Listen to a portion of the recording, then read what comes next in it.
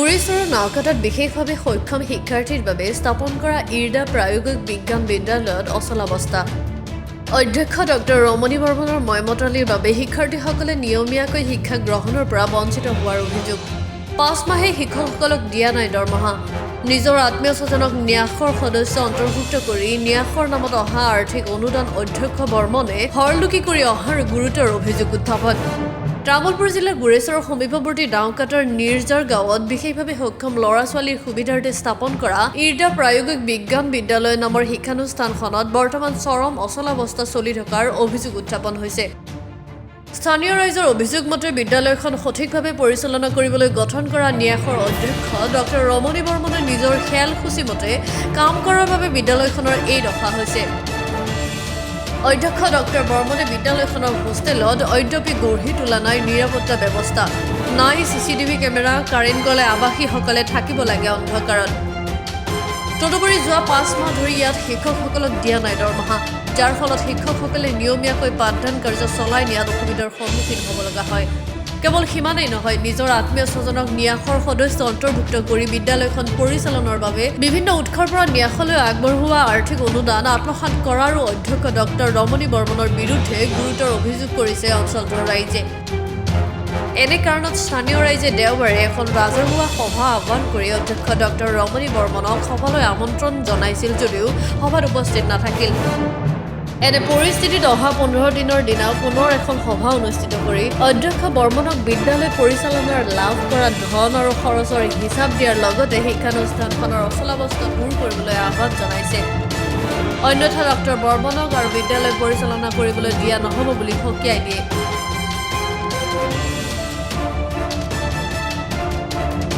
সাংবাদিক বন্ধুসকল, আজি আপোনালোকে অশেষ কষ্ট স্বীকাৰ কৰি আমাৰ মাজলৈ আহি আমাৰ এই ইৰ্ডা বিদ্যালয়ৰ আভ্যন্তৰীণ বিষয়ে জানিবলৈ যত্ন কৰাত আটাইকে ধন্যবাদ জ্ঞাপন কৰিছোঁ। যে কথা হ'ল এইটোৱে যে আমাৰ ইয়াত আজি কেইবাবছৰ আগতে ডক্টৰ ৰমণী বৰ্মনদেৱে আমাৰ ইৰ্ডা বিদ্যালয় এখন প্ৰতিবন্ধী ছাত্ৰ ছাত্ৰীসকলক লৈ স্থাপন কৰাৰ এটা ৰাইজৰ লগত আলোচনা কৰি নিৰ্জাৰ গাঁও ৰাইজৰ আবদ্ধত থকা চৰকাৰী মাটিত স্থাপন কৰে আৰু এই বিদ্যালয়ৰ যোগেদি বিভিন্ন ৰাইজক মিছা প্ৰলোভন দি তেখেতে এই বিদ্যালয়খন চলাই নিছিল আৰু আমি ৰাইজেও তেখেতৰ কুভিসন্ধি নুবুজি একেবাৰে হাৰে সিমুজি আমি ইয়াত লাগি পৰিলোঁ আৰু বিদ্যালয়খনত ঠিক তেনেকৈ প্ৰতিবন্ধী ছাত্ৰ ছাত্ৰীসকলক ভৰ্তি কৰা বিদ্যালয় এখন চলাই নিয়া হ'ল। কিন্তু দুখ আৰু পৰিতাপৰ বিষয়ে যিমানে সময় গৈ আছে এই বিদ্যালয়খনৰ পৰিৱেশটো খুব বেয়াৰ ফালে গ'ল। শিক্ষকসকলৰ দৰমহা বা অন্যান্য কোনো প্ৰতিবন্ধী ছাত্ৰ ছাত্ৰীসকলৰ ৰক্ষণাবেক্ষণৰ কোনো ব্যৱস্থা নাই। এই লৈ তেখেতৰ লগত যো-জা কৰি আমি ইয়াৰ পৰিৱৰ্তন আনিবৰ কাৰণে তেখেতৰ এটা অনুৰোধ কৰিছিলোঁ, কিন্তু তেখেতে সেইবিলাক কথাত কাণ খাৰ নিদি নিজা পৰিয়ালকেন্দ্ৰিক ট্ৰাষ্ট কমিটিখন গঠন কৰে আৰু নিজৰ খেয়ালখুচি মতে ব'ৰ্ড অফ ডাইৰেক্টৰ এখন সমিতি গঠন কৰি এই অনুষ্ঠানখন চলাই থাকে। কেনেকুৱা মানুহ তেওঁলোকৰ আপোন মানুহ, নিজৰ ভাই ককাই, ভাই বোৱাৰী বা নিজৰ ছোৱালী এইসকলক লৈ এই অনুষ্ঠানখনৰ ট্ৰাষ্ট কমিটি গঠন কৰিছে। ফলত আমি ৰাইজে ইয়াৰ আভ্যন্তৰীণ কোনো কথাই বুজি নাপাওঁ। কোনো হিচাপ নিকাচ বা ক'ৰ পৰা কেনেধৰণৰ ধন আহে এইবিলাক কথাও আমি নাজানো। আমি অশেষ কষ্ট স্বীকাৰ কৰি আমি ইয়াত জড়িত থকা লোকসকলে 2-4 পইচা সংগ্ৰহ কৰি ইয়াত জড়িত থকা শিক্ষকসকলক বা যাৱতীয় কাম কাজখিনি আমি আজিলৈকে চলাই দি আহিছোঁ। সেয়েহে আজি এখন ৰাজহুৱা সভা অনুষ্ঠিত হয় আৰু এই ৰাজহুৱা সভাত তেওঁ অনুপস্থিত থাকে।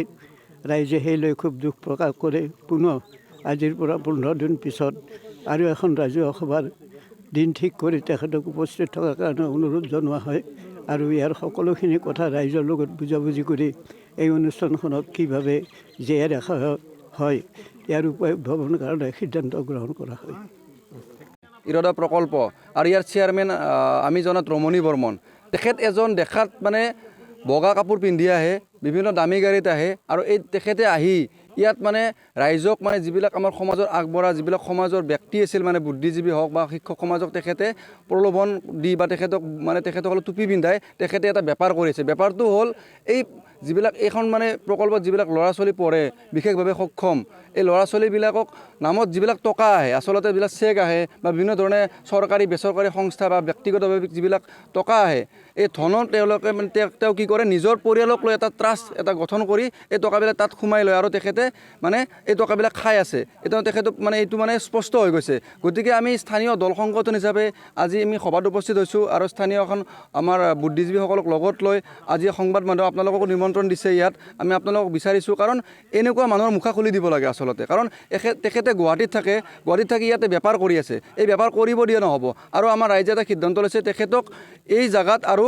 মানে প্ৰৱেশ নিষেধ কৰি দিছে আৰু ইয়াত যদি দেখা পায় ৰাইজে কিন্তু ৫,০০০ দিম বুলি কৈছে আজি। এতিয়া কথাটো হ'ল তেখেতে এই প্ৰতিবন্ধী ল'ৰা ছোৱালীবিলাকৰ মানে বিশেষভাৱে সক্ষম ল'ৰা ছোৱালীবিলাকৰ নামত অহা টকা যিবিলাক খাইছে তেওঁ উভতাই দিব লাগিব, কিন্তু হিচাপ দিব লাগিব ইয়াৰ।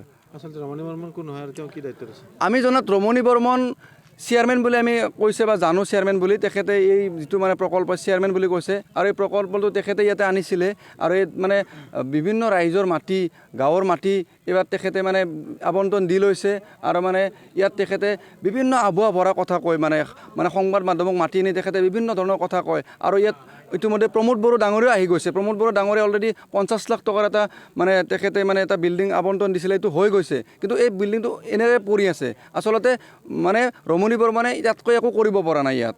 হয়তো আপোনালোকে লগ পালে, ময়ো মিটিঙত ব্যস্ত আছিলোঁ। আজি ডক্টৰ ৰমণী বৰ্মনৰ মানে ওপৰত এখন ৰাজহুৱা সভা হৈছিল ইয়াতে। এই সভাত আমাৰ অঞ্চলৰ তামোলপুৰ ডিষ্ট্ৰিক্টৰ গোৰেশ্বৰ ৰাজচক্ৰৰ নাওকাটাৰ নিজাৰ গাঁৱত আমাৰ সভাখন অনুষ্ঠিত হৈছিল আৰু এই অঞ্চলৰ ৰাইজে ভাগ লৈছিল। এই সভাখনত ডক্টৰ ৰমণী বৰ্মনে ইয়াতে যিখন ইৰদা ট্ৰাষ্ট চলাই আছে এইটো সম্পূৰ্ণ পৰিয়ালকেন্দ্ৰিক হয় আৰু তেখেতে একনায়কত্ববাদ চলাই আছিল। তাৰ কাৰণে ৰাইজে আজি ওলাই আহিছে। গতিকে ইয়াতে কোনো ধৰণৰ একনায়কত্ববাদ পৰিয়ালকেন্দ্ৰিক কোনো ট্ৰাষ্ট ইয়াতে চলাব দিয়া নহয়। তেখেতে প্ৰতি মুহূৰ্ততে প্ৰতিবন্ধীৰ কথা কৈ থাকে, হোৱাটছআপ ফেচবুকত বিভিন্ন কথা লিখি থাকে প্ৰতিবন্ধীৰ বিষয়ে, কিন্তু তেখেতে ইয়াতে অহা যিবিলাক মানে আবণ্টিত ধন বা বিভিন্ন কথা তেখেতে হৰণলুকি কৰিছে আৰু তেখেতে হয়তো বুদ্ধিয়ক মানুহ বেলেগত খৰচ দেখাব পাৰে, কিন্তু এই অনুষ্ঠানৰ নামত অহা ধন টকা পইচা ইয়াতে কিয় নাহে? ইয়াৰে যিবিলাক শিক্ষকক এটা সাধাৰণ এটা মাননি দিয়া যায় সেই মাননিখিনি 4-5 মাহ দিয়া নাই। ইয়াতে যিবিলাক ল'ৰাই থাকে ৰাতি তেওঁলোকৰ কোনো ছিকিউৰিটিৰ ব্যৱস্থা নাই, CC কেমেৰাৰ ব্যৱস্থা নাই। ৰাতি লাইন গ'লে আন্ধাৰত থাকে, অথচ এইখন শ্মশান আছিল। আমাৰ গাঁৱৰ মানুহে ভুলতেও মানে অকলে আহিব সাহস নাই। তেনেকুৱা অৱস্থাত আজি প্ৰতিবন্ধীৰ ওপৰত তেওঁ খেলা কৰিছে।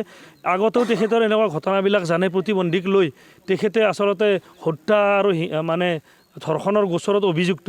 তেনেকুৱা ব্যক্তি এজনে ইয়াতে এটা অনুষ্ঠান চলাই পেলাই আমাৰ ৰাইজে বুজি পোৱা নাছিল, এতিয়া লাহে লাহে বুজি পালে। গতিকে তেনেকুৱা ব্যক্তি একজনক ইয়াতে আমি স্থান নিদিওঁ।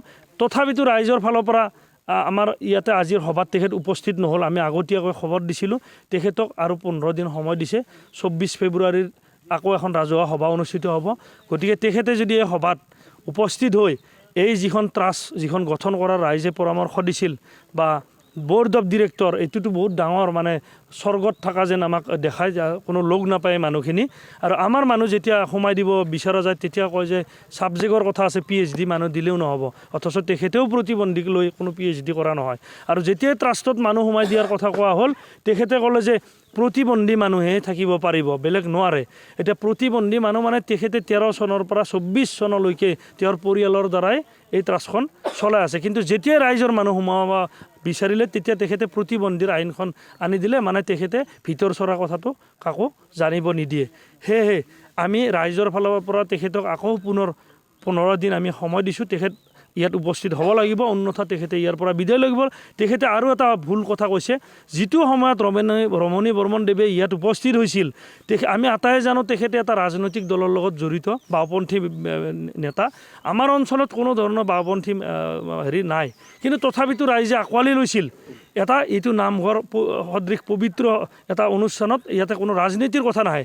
যেতিয়াই তেখেতে BTR পৰা পোৱা পইচাখিনি হৰণলুকি কৰিলে, এই BTR পৰা পোৱা পইচাখিনিত কিবা মানে বদনামী হ'ব বুলি তেখেতে পাৰিলে চৰকাৰৰ বিষয়ববীয়াক ক'ব বিচাৰে যে মই ৰাজনৈতিক ষড়যন্ত্ৰ বুলি কৈছোঁ। আমি কৈছোঁ যে এইটো এটা নামঘৰ সদৃশ এটা অনুষ্ঠান, ইয়াতে চবেই পাৰে, ইয়াতে কোনো ৰাজনীতি নাই। তেখেতক আমি গম পাই পেলাইও তেখেতক আমি আঁকোৱালি লৈছিলোঁ, কিন্তু তেখেতে যেতিয়া ভুল কৰিব ৰাইজে তেখেতক দলিয়াই দিবলৈ সময় নালাগে। ধন্যবাদ। ইৰদাৰ ছাত্ৰ ছাত্ৰী 30জনমানলৈকে ৰেজিষ্ট্ৰেশ্যন আছে, কিন্তু ছাত্ৰ ছাত্ৰী ইমান নাহে। পৰীক্ষাত হয়তো আহিলেও এতিয়া 15জন 10জন এনেকুৱা আহে, কিন্তু শিক্ষক শিক্ষয়িত্ৰীৰ দৰমহা নাপায় কাৰণে অনিয়মীয়া হৈছে। শিক্ষক শিক্ষয়িত্ৰী কেতিয়াবা আহে, কেতিয়া নাহে, আৰু অভিভাৱকসকলে মানে যথেষ্ট আগ্ৰহেৰে ছাত্ৰ ছাত্ৰীখিনি আনে, কিন্তু তেখেতে তাৰমানে মুখেদি কয় এটা কৰে এটা, কোনো গুৰুত্ব নাই। কেৱল বাহিৰত বিভিন্ন ছেমিনাৰ এইটো কথা ক'ব ৰৈ গৈছিলে, তেখেতে ডাঙৰ ডাঙৰ ছেমিনাৰৰ কথা কয়। BTCৰ কোকৰাঝাৰ ইউনিভাৰ্চিটিত লাগি আছে, ছেমিনাৰ এখন পাতিলে 7 লাখ টকালৈকে মানে মাননি পায়। 2-4জন ব্যক্তিৰ দ্বাৰা বিভিন্ন প্ৰতিবন্ধীৰ বিষয়ে আলোচনা দেখাব, কিন্তু পইচাখিনি সৰহকৈ লৈ যাব। গতিকে মই প্ৰতিজন অসমৰ শ্ৰদ্ধাৰ ব্যক্তিসকলক, যিসকলে মানে প্ৰতিবন্ধী দৰদী ব্যক্তিসকলক মই অনুৰোধ জনাইছোঁ, এতিয়াৰ পৰা ৰমণী বৰ্মন দেৱৰ কোনো অনুষ্ঠানত এটকাও দিয়া বন্ধ কৰক। আৰু যিবিলাক ইউনিভাৰ্চিটিত গৈ তেখেতে এই যে বিভিন্ন মানে আলোচনা অনলাইন পাতিম বুলি, ছেমিনাৰ পাতিম বুলি ধন সৰকাৰ বুদ্ধি কৰিছে, এইবিলাক আচলতে বন্ধ কৰি দিয়ক। গতিকে এইখিনি কৈয়ে মই ক'বলগীয়া সামৰিছোঁ।